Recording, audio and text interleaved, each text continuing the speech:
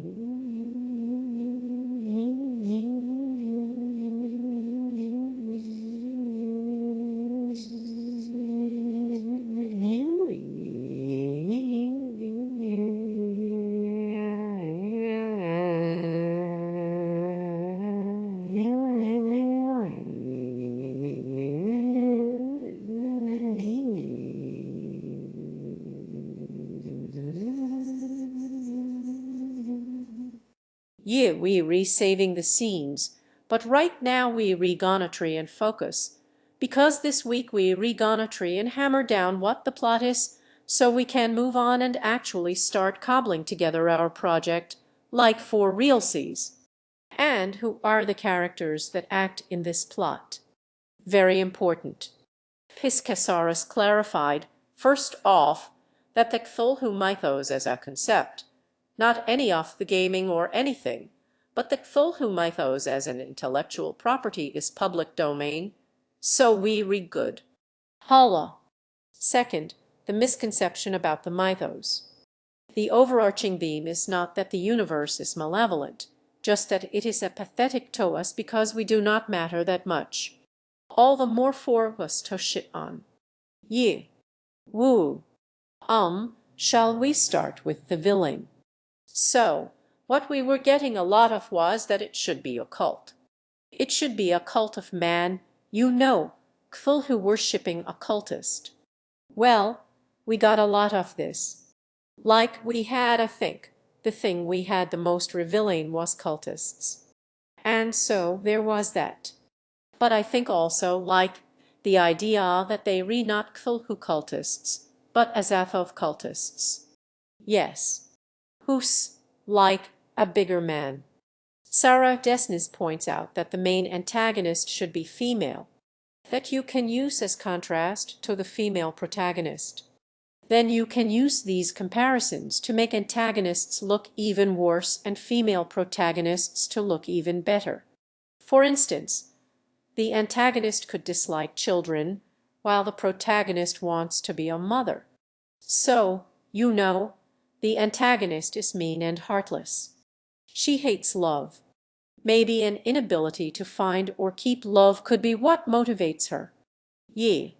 And also, the best part about having a female antagonist is that it makes it easier for the female reader to hate her. Yeah, and we can hate her too.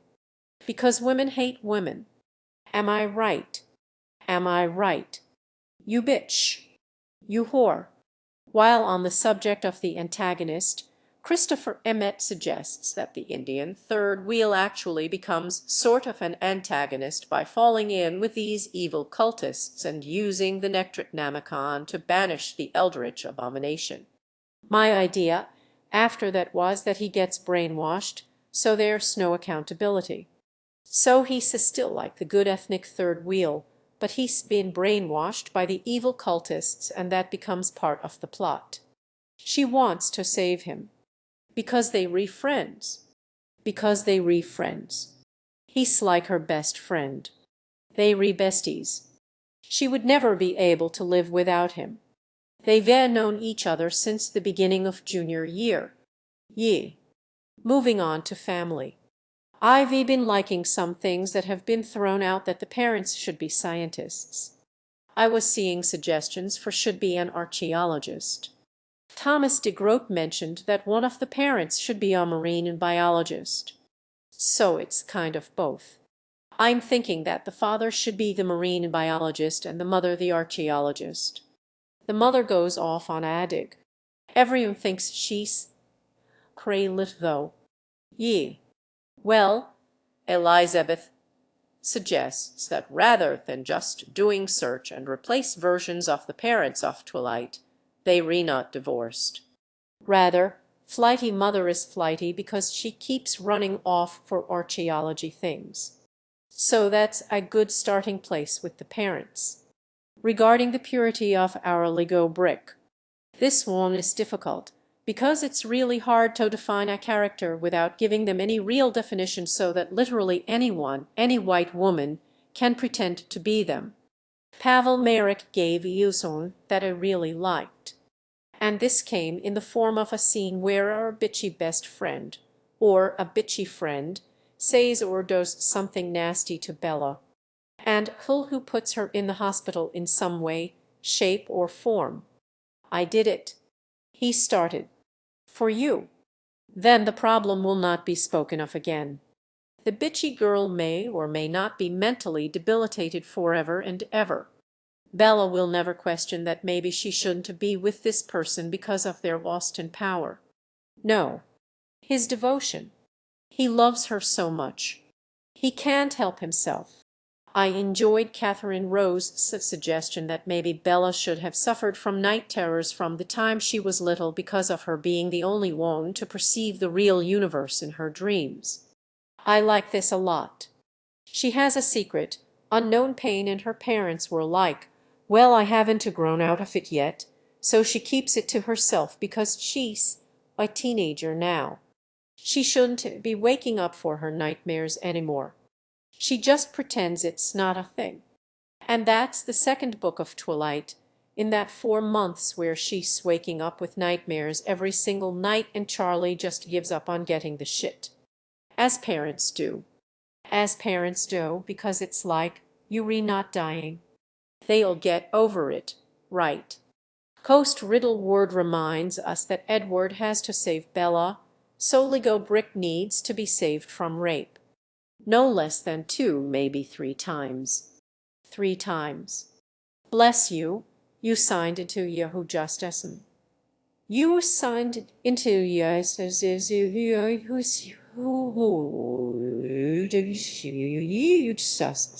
signed. You mentioned that, me mentioned that I like the idea of her being an artist who works to get inspired by Cthulhu. Now that gives her a little too much agency. However, what we came up with is that she does create these artistic works in a dream state. Sort of like Shia in Transformers 2. Just all of a sudden one day, all these amazing abilities, through no effort or agency of her own. She never has to work for it, it just happens to her one day.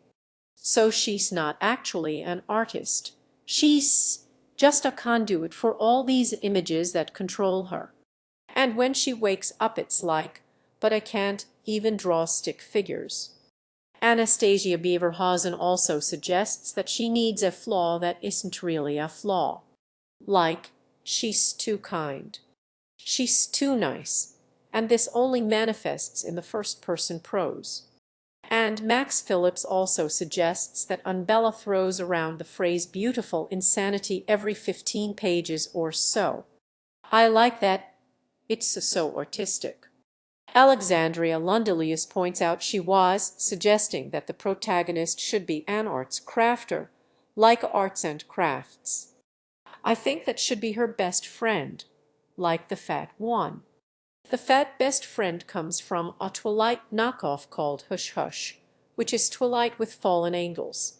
And the fat best friend is real big in that one because, well, it's real big.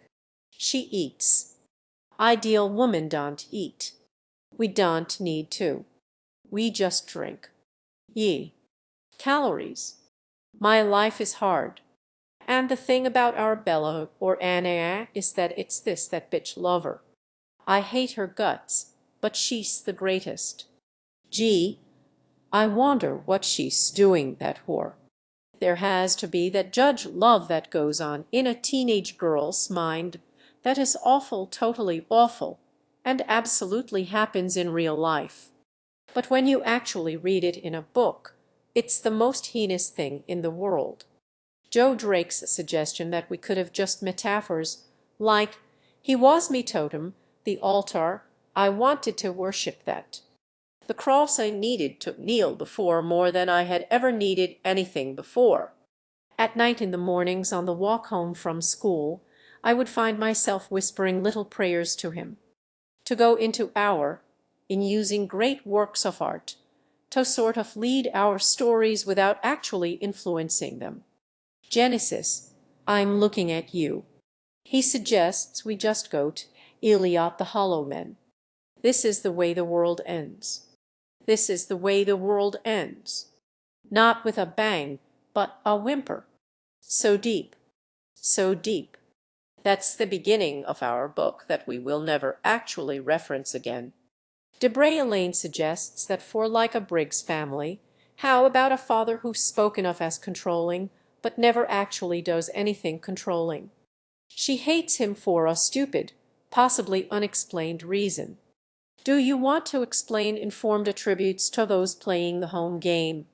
So the idea of the informed attribute, as many of our various Duke commenters commented, is that you bring something up, you define a character in the tell, done to show sort of way, and then never follow up on it in any meaningful way, especially in any meaningful way to the plot. The important thing is the perception of the reader. My best friend is a bitch. Best friend never does anything bitchy. My father is controlling.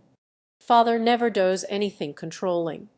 Cthulhu sets me spirit free. Cthulhu controls the shit out of her. So on and so forth. So what have we decided about our plot? Well, I think the plot begins with I think the plot begins with I think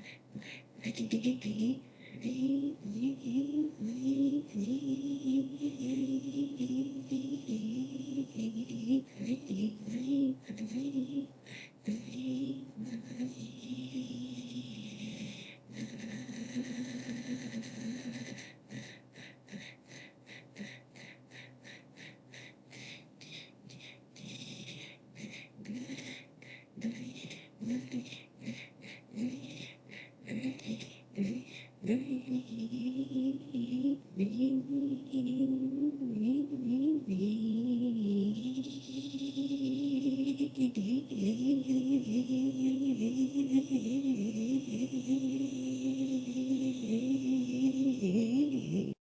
some way, shape, or form, ethnic third wheel's family has the Necronomicon right. Yes. Somehow or other, ethnic third wheel and Lego brick read from the Necronomicon, thereby summoning the great old one. Third wheel's character development is he has the Necronomicon. He's in love with her. She meets the bad guy or the bad boy.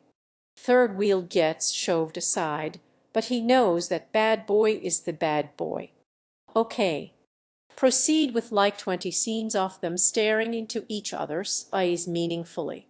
And also like the what are you? I can tell you. No, tell me. I can't tell you. No one would believe you. I can't tell you. Meanwhile, ethnic third wheel knows what's going on. So when eventually he becomes FEP, he goes to the cultists, gets brainwashed, and we go to our third act, which is effectively Love Saves the World. That's our book. So that's our basic outline. Next week, with your comments and help, we will come up with a more concrete outline. But the big things that we need to start thinking out are, what are the names of all of these characters? What is Lego Brick's name? I really want to call her Blanchy Slate, but obviously that's a little too obvious. No, my idea was that her name is Tabitha Lois Reza. So we need to find the names for ethnic third wheel, for Cthulhu ass boy, and for, of course, Lego Brick. Like I say, the Carlisle is Uncle Neil, and he is Neil. You re also a tip. Exactly. Needs to happen. I will hold on to this until my dying day. Moreover, we need to figure out what our pen name is. Start throwing us ideas of not only what our pen name could be, but what the project name could be. All right. And our title for the book. And our title for the book. Start throwing us names for things for our Carlisles, our supporting characters, our bitchy best friend, our Lego brick, the mother, the father, the title of the book, and of course our pen name. Do all this tweet at us at Chesapocalypse. So after I finish this drink, all my bad life choices come to fruition, right? No, because we framed them as good.